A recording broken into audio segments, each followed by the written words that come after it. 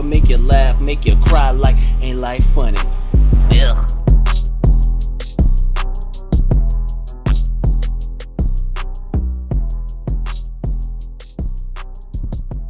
My sex story was about when I got caught having sex with this chick when I was young by her father in his bed, like when I was younger. I'm not going to tell the story anymore. Tease for next You already brought it episode. up now, geez. Well, okay. All right. Short version of the story. So the fattest I ever was, okay? So I think I was 23 or 4 at the time. Probably like a huge fat kid. I got like connected with this other fat chick. We hit it off, went to a movie. So this night, went to a movie. After the movie, in the parking lot, make out sesh, leads to a little bit of some other stuff in the parking lot. And just to set a visual, like picture a big Walmart parking lot, right? Mm-hmm. That kind of parking lot. So we're in this parking lot for a huge movie theater in Ohio. It had to have been summer because we were outside. We're outside making out on the hood of a car. These are two gigantic fat people doing this. Just like passionately making out on the hood of a car for hours, dude.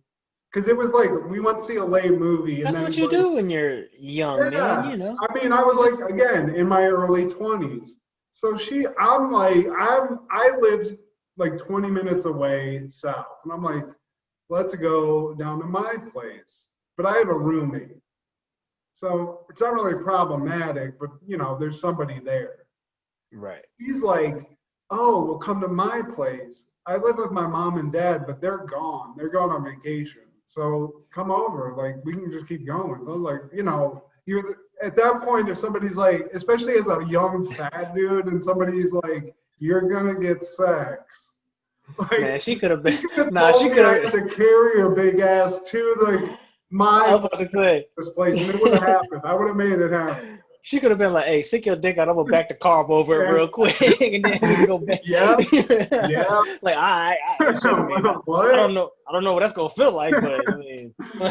So I agree. Whatever. That's as much information as I got. So we get to her place, typical Toledo, Ohio house. We're sitting in there. I just remember, I still have vivid memories of this because of how traumatizing it was. But so we get to this empty house. It's maybe 3 a.m. at this point. It's late or early, whatever you want to say.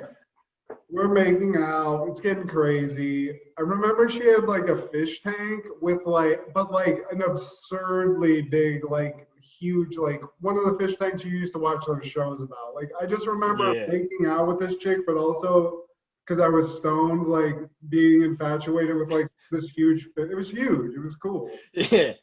But I love fish tanks, man. Anyway, one thing leads to another. She's like, let's go upstairs. At this point, I'm so engorged and ready to go. I don't give a fuck. I don't remember that this is not her house, that there's parents possibly in the mix. We go into a bedroom and start getting down, going at it, full force, fat sex. Matt, you keep bringing up the weight of these people. Big people make love, Matt.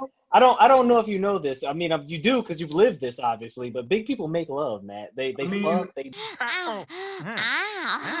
Oh, Pete, are we having sex? Let's check.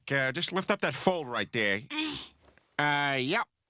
They get freaky. This was straight all that. Fucking no. This wasn't they do all love. that. This was the first time I had made out with this chick and had all in one night. It all happened in one night. Hey man, okay? Life happens fast, man. Exactly. Don't judge young Matt because he's my friend. First off, so I just want people to know that young fat Matt is my friend. I didn't know him, but this is me, bro. I took this woman. I just feel like you're shitting on the beauty of what you did. I'm mainly shitting on me because basically she was significantly smaller than I was. I was fat as fuck, okay? Was fat as fuck. So anyway, picture of me as a giant Shamu-like whale under this chick, okay? And I can't give you much of a visual other than to say in the room we were in, the bed was as deep into the room as you could be away from the door, okay? Yeah. So we're fucking, she's on top of me. I'm a young dude, so just going forever, bro. The sun's coming up, and all of a sudden I hear, "What the fuck?" She goes, and first of all, I wear glasses. I wore glasses, and when I take my glasses off, I can't see a fucking thing, bro.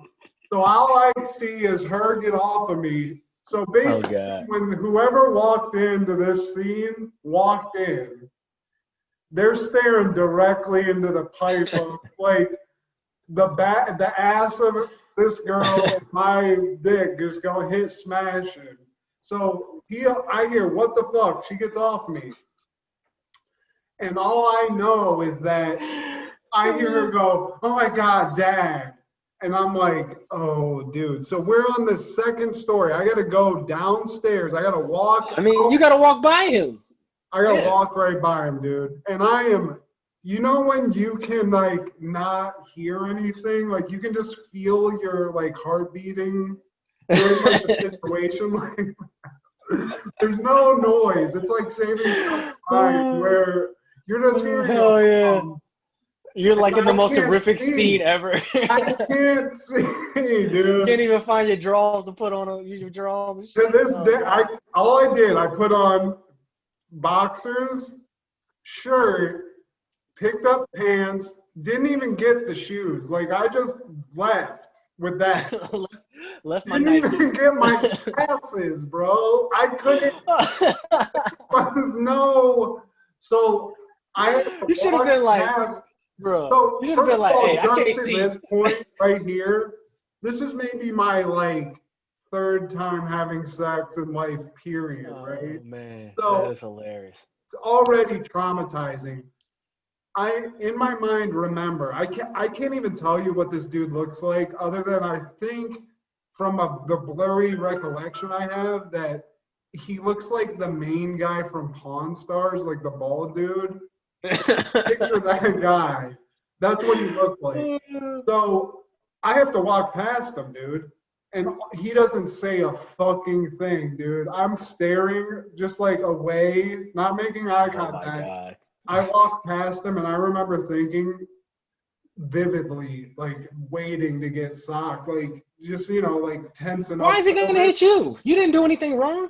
I mean, I fucked his daughter and he stared at, like he saw my dick going into his daughter. But in what turned out that's her problem. His bed. It was his bed too, which was not my fault. None of this was my fault. That's what I'm saying. That's her being buck wild, bro. You didn't do anything wrong. You just were the instrument that so happened to get all used. I was in the situation was just a man who took out a woman on a nice date and just exactly. You were a pure gentleman. From the story I'm hearing, it sounds like you took this girl to get something to eat. Y'all went to movies, gave her hours of foreplay, making out to the point where, hey man, you turned his daughter into a wild animal at that point. And what were you supposed to do except try to, but tame that beast? Let me just put all this into conclusion. So I get out of this. He doesn't hit me. I have to walk down the stairs. Guess who's at the bottom of the stairs? Her mom. So I gotta walk past her too. I don't know what she looks like. I get out. Here's the other fucked up thing that I'm remembering now, because they were coming home. I was parking in their driveway, so I had to move my car to get that so they could park.